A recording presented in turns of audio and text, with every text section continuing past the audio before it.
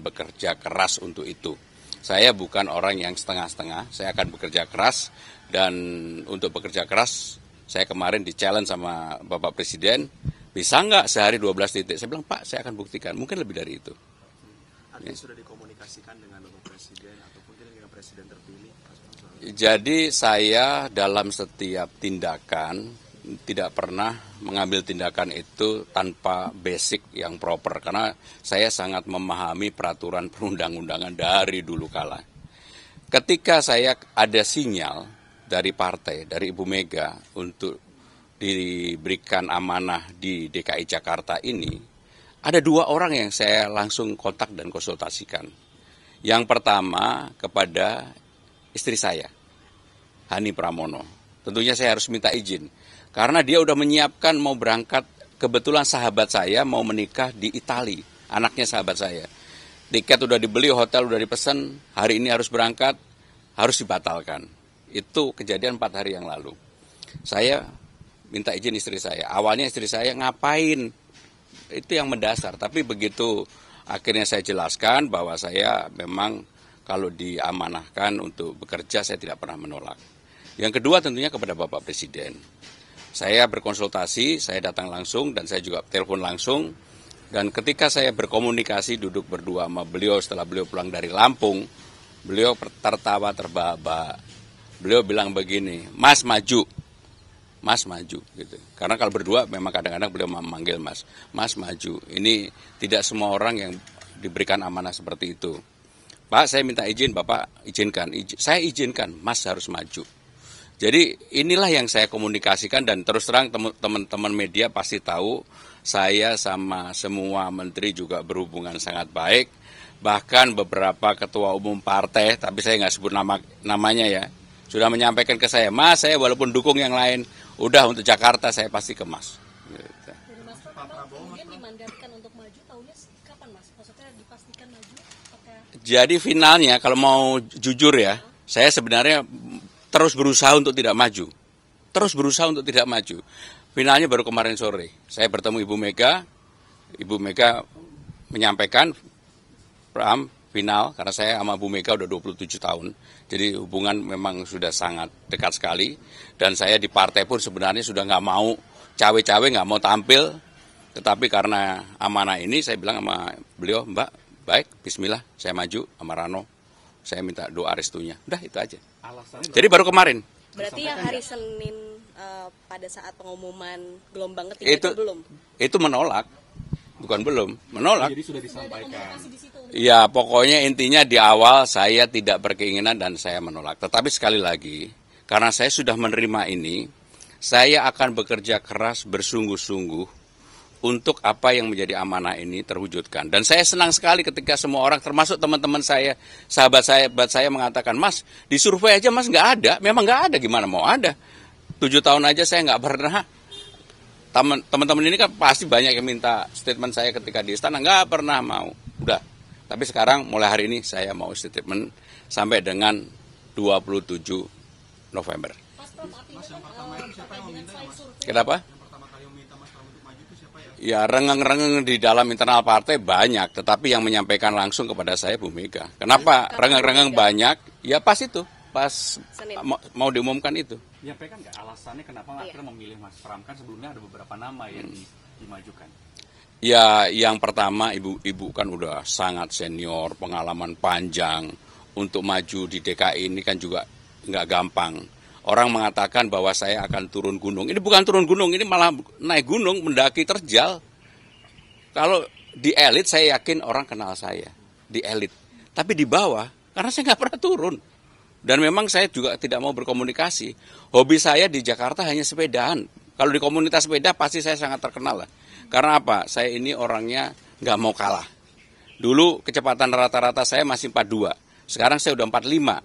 Yang muda-muda seumur saya berani lomba di sini untuk naik sepeda di Dalkot, pasti saya nomor 1. Gaya kampanyenya akan disalurkan juga nggak nih Mas? Hobi-hobinya Mas Pram sendiri akan disalurkan di gaya kampanyenya nanti? Oh iya, saya sangat sederhana kampanyenya. Saya akan berpolitik dengan riang gembira, diterima semua orang, nggak ada caci maki, nggak ada merendahkan, bahkan apa yang menjadi legacy dari semua gubernur saya akan lanjutkan. Nggak ada satupun. Pak Pram, ini kan lawannya bakal melawan Ridwan Kamil, Pak. Melihat peluangnya nanti bagaimana, Pak? Ya kalau udah mau maju ya tarung, bahwa dia didukung oleh semuanya, saya sendirian nggak apa-apa. Saya berkoalisi sama siapa? Sama rakyat aja. Gitu. Mas Pram sempat berkomunikasi dengan Mas Anies, Pak? Sempat. Apa yang disampaikan? Ya secara jujur saya hari Minggu atau hari Sabtu saya nelpon Mas Anies. Yang nyambungin sebenarnya Ketua DPD. Saya bilang ke Mas Anies, Mas bismillah mudah-mudahan kita cocok. Saya sampaikan ke beliau. Karena dalam artian? Ya cocok dengan kita, kan beliau datang ke DPD PDI Perjuangan. Boleh tanya sama Mas Anies. Bahkan saya sama semua orang itu hubungan saya sangat baik. Tadi pun saya berkomunikasi sama Mas Anies. Saya mengatakan kepada Mas Anies, Mas ingat nggak Dito anak saya yang jadi Bupati Kediri sekarang, itu ketika lahir jenengan nungguin. Waktu itu Mas Anies Ketua Senat. Jadi bagi saya yang begini nyantai-nyantai aja gitu. Mas, tadi kan Mas Pram bilang katanya survei nggak ada, kemudian sudah lama tidak ada di depan. Jadi alasannya kenapa akhirnya mengiyakan?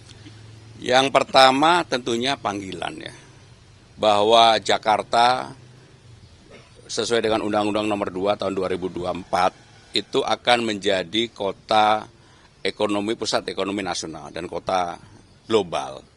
Maka perlu orang yang punya pengalaman panjang.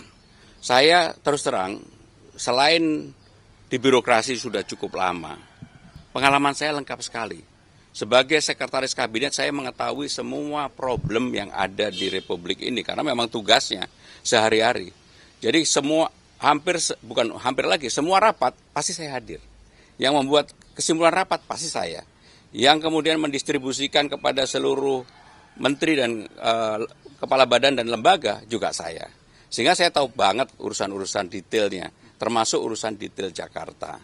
Tetapi untuk urusan detail Jakarta, nanti kalau jangan tanya visi-misi urusan itu distorkan ke KPU aja belum, nanti setelah kami storkan. Dan terus terang karena ini hanya 2 hari, teman-teman pasti membayangkan saya nggak pernah menyiapkan, akhirnya harus menyiapkan, tidur aja juga enggak akhirnya. Jadi ketika hari Senin saya diminta itu, 1 hari penuh saya tidak tidur. Bukan apa-apa, pikiran. Karena ya mohon maaf, saya ini berpolitik kan udah panjang banget. Saya dulu pernah menjadi ketua Senat, ketua Dewan Mahasiswa ITB, berpartai menjadi anggota DPR sejak tahun 99, jadi udah terlalu panjang.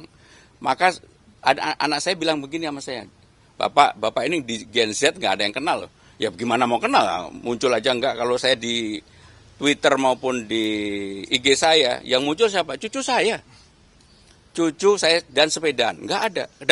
Dan pemerintahan, nggak ada tentang saya mau ngapain, nggak ada. Udah ya, makasih. Hari ini skenarionya gimana Pak? Dua apa? Posisi di kabinet apakah nanti akan cuti atau keluar? Sesuai dengan undang-undang sudah diatur bahwa yang namanya pejabat negara ketika mulai melakukan kampanye pilihannya 2. Apakah dia cuti, apakah dia mengundurkan diri. Dan ini sudah saya sampaikan kepada Bapak Presiden dan Pak Mensesnek. Mengenai apanya nanti ini kan masih tanggal 27 ya? Bukan, September baru ditetapkan. Saya akan bekerja seperti biasa, tetapi saya akan menggunakan waktu saya juga untuk mulai keliling tidak berkampanye, memperkenalkan diri, door to door, dari hati ke hati. Hari ini dengan Mas Rano sudah ada komunikasi Mas? Lo tadi malam ke sini? Skenario hari ini Pak. Skenario hari ini. Sebelumnya memang Mas Anies sempat ingin dicalonkan oleh PDIP, Mas. Iya tanya Mas Anies, no. Kan di situ nanyanya telepon, saya jawab telepon, iya ada telepon. Tadi Mas Pram menyatakan bahwa mudah-mudahan kita cocok. Ya karena dia ke DPD PDI Perjuangan. Mas Pram, kok boleh dijelasin dikit nggak soal pakaian yang dipakai hari ini? Ya, sama skenario hari ini Mas. Jadi saya memakai pakaian Jakarta. Dominannya adalah Betawi. Nanti juga saya pakai kopiah. Kenapa saya pakai pakaian ini? Karena ini Jakarta. Walaupun saya orang dilahirkan di Kediri, orang tua saya orang Jogja, saya besar di Kediri sampai SMA, kuliah di ITB dan seterusnya. Tetapi saya memberikan apresiasi penghargaan bahwa saya berpakaian seperti ini ingin menunjukkan saya akan mengetuk pintu untuk semua hati yang ada di Jakarta bahwa saya mudah-mudahan diberikan mandat restu untuk bisa berkontribusi di Jakarta ini. Ya, makasih. Hari ini Skenario-nya ikut yang ngatur. siapa tuh? Ya, pasti sama-sama sama Mas Rano ya. Gubernur maupun wakil gubernur atau wali kota bupati harus selesai. Karena itulah makanya hari ini kemarin mungkin belum dideklarasikan yaitu Jakarta, Jabar, dan Jatim. Mungkin hari ini. Bahkan kemarin Mas Andika sudah daftar ke Jawa Tengah. Nah, itulah mekanisme yang kita ini gitu. Dari DPP ya. fix dengan Pak Pramono kan ya? Kita lihat ntar di sono. Berarti belum pasti dong? Ya, kita nggak mau ngomong pasti, yang pasti kalau kita udah daftar. Selama janur bulan melengkung. Nah, insya Allah. Nanti dari DPP ke KPU naik oplet Bang berarti? Kita naik oplet. Jadi mungkin insya Allah saya sama Mas Pram naik oplet gitu. Karena memang cari yang dekat, makanya hari ini kita gantung oplet kan. Kalau dari sini ke sono mehek dia, kagak nyampe. Memantra antar belakangan kita turunin. Soalnya makannya banyak. Kalau diajak sekarang. Bang, ini ya. kan mempersiapkan daftar ke KPUD kan cukup singkat, Bang. Ada pesan khusus nggak dari Bu Mega mungkin barangkali yang disampaikan ke Bang? Tentu yang kita ikuti kan mekanisme nih. Hari ini pendaftaran. Kemudian pendaftaran ada persyaratan. Misalnya tadi nanya berapa banyak. Nah, kita nggak bisa banyakin. Boleh cuman nggak boleh lebih 200. Yang ke dalam mungkin cuma 20 orang.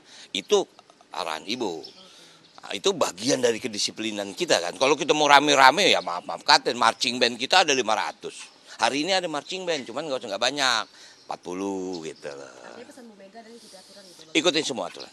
Udah nyusun visi Udah, visi misi itu kan sudah terbuat. Karena dalam pengertian begini, selalu kita DPP itu memberikan guidance kepada seluruh calon gubernur, wakil gubernur, bupati, wakil bupati atau wali kota, yaitu visi misi nasional. Ya kan, agar pembangunan itu ada kesinambungan. Nah, kalau kita mau pahami, nawacita itu adalah visi misi yang diberikan oleh presiden. Artinya itu tim daripada partai yang menyiapkan itu. Gitu. Di antara banyak sumber informasi, kami layak dipercaya. Karena kami menggali lebih dalam, berpihak pada kebenaran, berpegang pada data dan fakta, agar layak Anda jadikan referensi. Kompas TV, independen, terpercaya.